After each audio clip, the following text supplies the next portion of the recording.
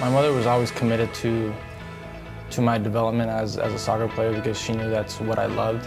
For her, happiness was seeing her children happy, so she would do anything and everything to make us happy. I think commitment is a big word, right? And it's based in love. So when I saw that he had talent and that was his passion, I said, I'm not gonna stop, and I'm gonna do whatever I have to do to give him the opportunity or the tools to do what it's gonna make him happy. I was 17 years old. I was living in Buenos Aires during the time to prepare for a trial in Mexico when my mother was diagnosed with stage 3 breast cancer. First, I needed to, just know what was going on and all that, because, the diagnosis wasn't that great. She gave me the news, and it was one of the most difficult conversations I've ever had with her. It was emotional, it was difficult, but I just had to be strong for her. But I said that I was gonna be fine, that everything was gonna be fine, and and I don't want you to stop your life. She knew that I would want to come home as soon as possible, and that's what I did.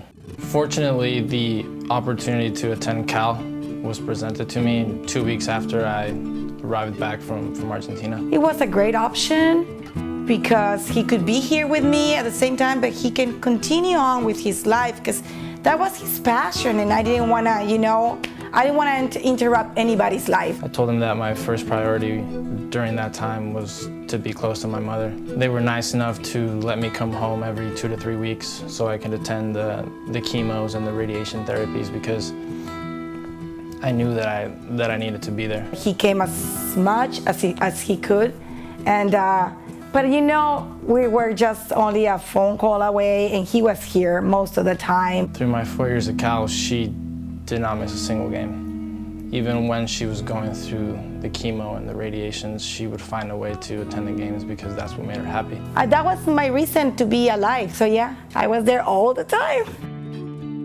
I remember when I talked to her on the phone in Argentina, it was something that I've never felt before. It was like being punched in the kidney. And I knew that every time I stepped on the field, I wanted to demonstrate the same courage and bravery that she demonstrated through that whole process. Here I am, almost 6 years after that diagnosis. I'm full of life. When things are going well, it's so easy to be positive.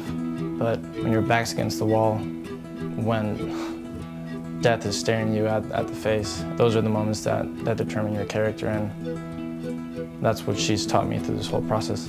He's a great kid, and not because he's my son, he has a huge heart. He's my everything, he's the son, he's a friend, he's the supporter, he's everything, I'm very proud of him, of everything,